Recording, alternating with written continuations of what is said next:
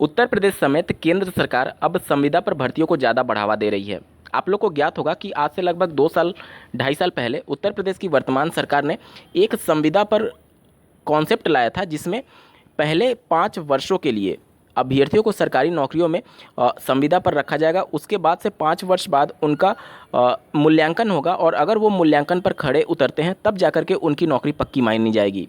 उस समय उत्तर प्रदेश में इतना भारी विरोध हुआ था कि प्रदेश सरकार ने अपने हाथ पीछे खींच लिए थे और उन्होंने साफ मना कर दिया था कि इस प्रकार का कोई भी कानून उत्तर प्रदेश की राज्य सरकार नहीं लाने जा रही है। लेकिन केंद्र सरकार ने जो अभी हाल ही में एक प्रस्ताव पर मुहर लगाई है, उससे चीज़ें स्पष्ट हो रही हैं कि उत्तर प्रदेश राज्य सरकार भी उस मुद्दे पर आगे बढ़ रही थी और अब केंद्र सरकार ने भी उसी मुद्दे को मोहर लगा दी है।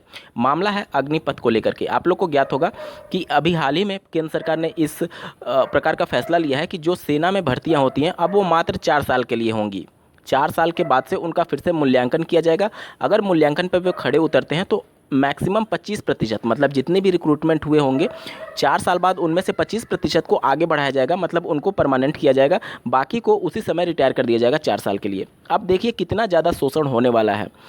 सेना जैसे विभाग में अगर आप संविदा पर भर्तियां करते हैं तो निश्चित तौर पर देखिए यहाँ पर इसकी कमियों को छुपाने के लिए बहुत कुछ बताए जा रहे हैं कि इनको नौकरियों में वरीयता दी जाएगी या फिर जो एक्स सर्विसमैन होते हैं उनकी सभी सुविधाएं दी जाएंगी। या लेकिन सबसे महत्वपूर्ण यहाँ पर आप देख पा रहे होंगे पदक सम्मान स्थायी सैनिकों की तरह मिलेंगे पर पेंशन और ग्रेच्युटी नहीं मिलेगा।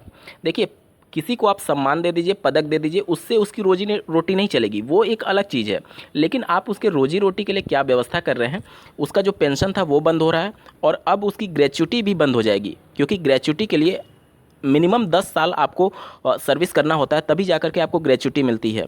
तो यहाँ पर देख लीजिए आर्थिक रूप से उस बंदे का बहुत ज़्यादा नुकसान होने वाला है जो अपने महत्वपूर्ण 4 साल सेना में बिताया होगा देश की रक्षा के लिए। और आप उनके लिए अगर पेंशन की व्यवस्था नहीं कर पा रहे हैं, ग्रेच्युटी की व्यवस्था नहीं कर पा रहे हैं, तो फिर ये कानून केवल आम इंसान के लिए ही लागू क्यों हो? जो भी राज्य सरकार में है या फिर केंद्र सरकार में है, उनका भी मूल्यांकन होना चाहिए प्रत्येक 4 वर्ष में कि अगर उनका सेटिस्फैक्ट्री नहीं है सर्विस तो फिर उनको आगे एमएलए या फिर एमएलसी बनने का मौका ही ना मिले।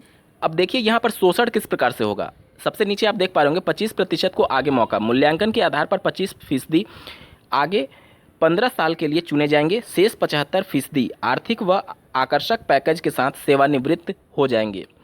यहाँ पर मैं आप लोग को बता दूं कि जो 25% आगे बढ़ने की बात की जा रही है, उनको आगे परमानेंट करने की बात की जा रही है 15 साल के लिए, तो ये तय नहीं है कि 25% को आगे बढ़ाया ही जाएगा। ये पहले मूल्यांकन होगा तो उस समय केंद्र सरकार ये कह देगी कि हमें 25% योग्य अभ्यर्थी नहीं मिले हैं, तो इस प्रकार से वो जितना ज़्यादा अभ्यर्थियों को हटाना चाहेगी वो हटा सकती है, क्योंकि 4 साल में उनको एक पैकेज देकर के सिर्फ हटाना है। अगर वो पूरे 10 साल 15 साल अपनी सर्विस कर लेते हैं तो उनको ग्रेच्युटी भी देना पड़ता है, एक मोटा अमाउंट ग्रेच्युटी का होता है। इसके अलावा उनको पेंशन भी देना पड़ता।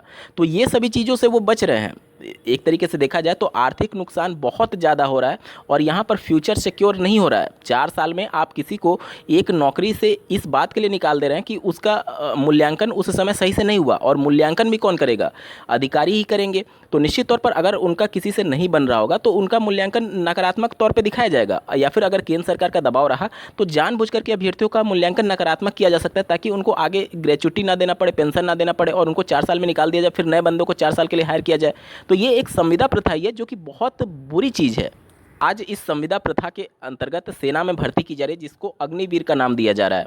हो सकता है कि कल राज्य सरकार या फिर केंद्र सरकार, केवीएस में केंद्र सरकार और राज्यों में जो शिक्षक भर्ती होती है उसके लिए शिक्षावीर के नाम से संविदा कॉन्सेप्ट ला दे, तो कोई आश्चर्य की बात नहीं होनी चाहिए। देखिए जो चीज़ गलत है उसका निश्चित तौर पर विरोध करना चाहिए। आप किसी भी स्तर पर हैं, इसका विरोध होना चाहिए, क्योंकि जॉब सिक्योरिटी सबसे बड़ी बात होती है। निश्चित तौर पर अन्य चीज़ों में प्राथमिकता देने की बात की जा रही है। अभी उत्तर प्रदेश में भी माननीय मुख्यमंत्री जी ने यूपी पुलिस में उनको एक तरीके से वरीयता देने की बात कही है।